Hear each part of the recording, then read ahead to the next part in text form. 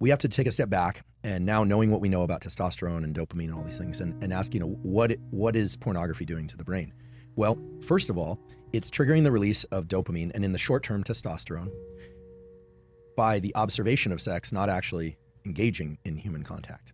So think about the young brain being significantly more plastic and willing to rewire than the adult brain. Absolutely, there's no question about it. It's hyperplastic. Yeah. And of course, it can rewire again, but you think about somebody who engages in a lot of porn watching, right? Watching porn, and that person is getting dopamine and testosterone increases by observing sex and not actually by engaging in human contact, okay? So that's concerning, right?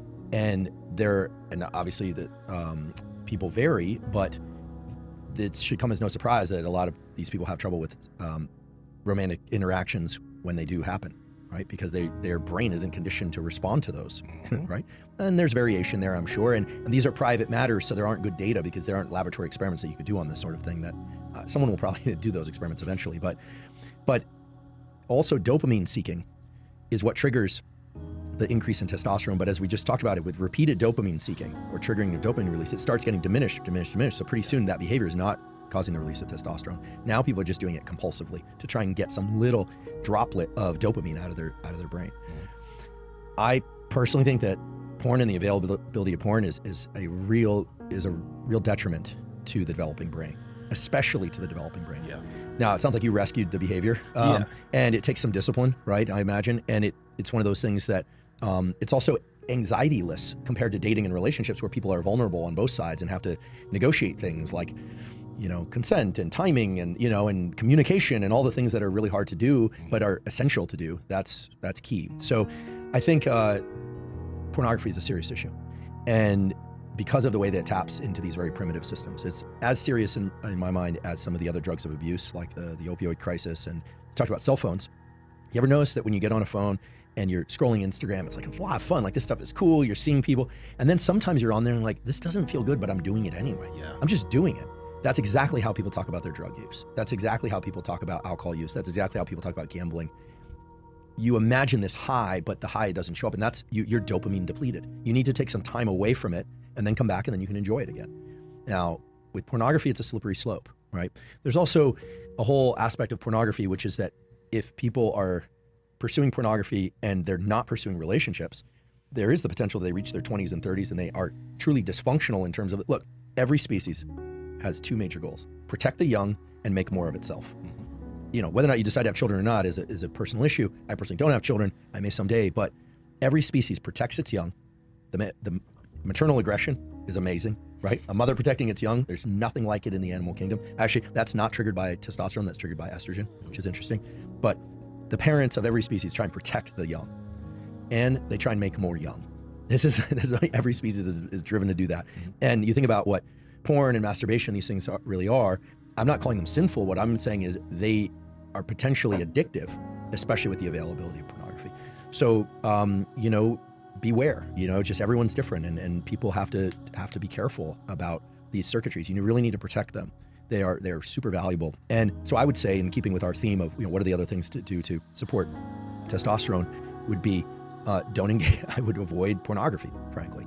I really would. I would, maybe everyone's got their threshold for what's too much. For some people, the number might be 0. For other people, it might be something different, and it's going to vary. Yeah. It would be different, maybe using your imagination versus seeing images, or is there a difference, if you know any of this, is there a difference between video versus, old school way of having magazines and things like that? Well, because it's like more fantasy, and maybe, I don't know, maybe you thinking it through about this thing is different than you just watching. Or even remembering past experiences. Yeah, so we can speculate there a bit. A picture is worth 1,000 words, and a movie is worth 1 billion pictures. When it comes to the impact that it has on your nervous system. That's a bar. Exactly. And so, I think it's fair to say that whatever problems exist in society today almost certainly existed 100 years ago, but in a different form. Okay. We always think, stress was only there for the saber-toothed tiger, and now there are no tigers, and we got this thing that's really unfortunate called stress. Look, let's imagine this was 100 years ago. Spouses still cheated, people still died, you had physical challenges. There was a question of how, all that stuff is baked into us at a deep level, right? None of those circuits have changed. It's just the circumstances that trigger them change. So I think that 100 years ago, it wasn't cell phones, but you can bet that there was there were forms of pornography. They were probably more cloistered away. They weren't, as out there. In certain parts of the world, it's still very, very cloistered away, despite the internet. So I think that what's healthy in this domain has never really been defined. This is one of the challenges. We know what an eating disorder is, but what's healthy eating, right? Where do you draw the line? I think given this general theme that relationships are healthy, friendships are healthy, romantic relationships are healthy, and anything that inhibits the pursuit and functioning of healthy relationships is where you have to start saying, wait a second, is this behavior getting in the way? So look, it's unlikely to be an all or none, I think, and I don't know what the line is, but we just have to be careful. Anytime we are overwhelmed with powerful images of increasing intensity, that's where you start getting into the dopamine depletion. That's where you start getting into the hormone depletion that we're talking about here. So this is also true of violence. A lot of people, they're like excited about watching zombie apocalypse violence, plus all of that violent sex and everything getting poured into the same film. Well, they made horror movies, 50 years ago. They were a little bit different. The question is, how strong were we driving the system? And if anyone out there is feeling underwhelmed and kind of like life is no good, et cetera, chances are your dopamine system has been pushed too hard. I'll give one quick anecdote of a friend. He's got a kid, he's 21, he graduated high school, he went to community college for a little bit, decided not to do that anymore. Then he stopped working, he stopped exercising, he's really fit. He's got his genetics are like Nasima's, he's just got this incredible physique and all that. Doesn't do anything, doesn't work, doesn't do anything. He's a failure to launch, as we call it. And they were analyzing, does he have ADHD, does he this? And he heard Anna talk about dopamine depletion. And he called me and he said, I'm gonna do 1 month, no video games, no phone, no nothing. He's 25 days in and he's running again, he's lifting again, he's heading back to work again. And this was somebody who thought he had ADHD. Now there are people with ADHD out there, but what happened was he was dopamine depleted. So he couldn't concentrate, he didn't care about anything.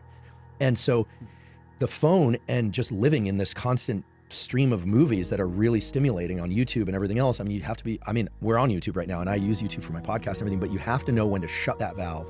And here's what I tell myself: shut that valve so that I can continue to enjoy it, right? It's like gorging yourself with tomahawk steaks. They're delicious, but unless you've been fasting all day, you're not gonna eat 9 of them, right? What's your record, Mark? I think I've done 2. 2. But yeah, 9 would be, that would be a feat. Yeah, 2, but they were the size of, the table, but no. So if you wanna continue to enjoy things and pursue things, you have to know when to slam the gate shut. And I think that no one told us that we needed to do that. That's the challenge. And so just like with training, you get out past 75 minutes, 90 minutes. If you're natural, you're gonna start seeing a depletion in testosterone. Get out of the gym, go eat, go recover, go relax, This is true for ice baths too. In Anna's book, she talks about ice baths. The data, I have the data, this is really weird, but I have the data. This is a study that was done at the University of Prague, published in the European Journal of Applied Physiology. 250% increase in dopamine and norepinephrine from a 3-hour ice bath, 3-minute ice bath. Sorry, 3 hours. Don't do 3 hours, you'll die. I think the record is like an hour. Sorry, Wim. 250% increase in dopamine. Okay, but you're not going to stay in there for 2 days. You're not going to try and best Wim's record. So, and if you keep doing ice every day, you will get less and less dopamine from it. So, understand what you're doing. It's like your pre-workout. 1 scoop the first time, you feel like you can jump over a building. 2 scoops the next time, pretty soon you're taking 4 scoops of that, 4 espressos, and you're kind of sitting in the parking lot texting on your phone. Well, what's going on? Well, you're dopamine depleted. So don't dopamine deplete, and then you won't deplete your ability to go increase testosterone. So competition, effort, short intense workouts, short-ish intense workouts, sleep, and then you do have to nourish. I know people are really into fasting. I was going to say under-eating can crush you. Oh, totally. We've gotten hit hard by doing bodybuilding shows. Just crushed. Everything just crushed. You don't give a shit about anything. Yeah. Right. So, the body is informing the mind whether or not there's abundance. And the brain and the body like to coordinate all the good stuff that testosterone does, like the desire to mate, the desire to work, when there's abundance. When you're depleted, it's like bank account is drained and your body and brain are smart. It's saying you cannot go spend because you don't have any savings.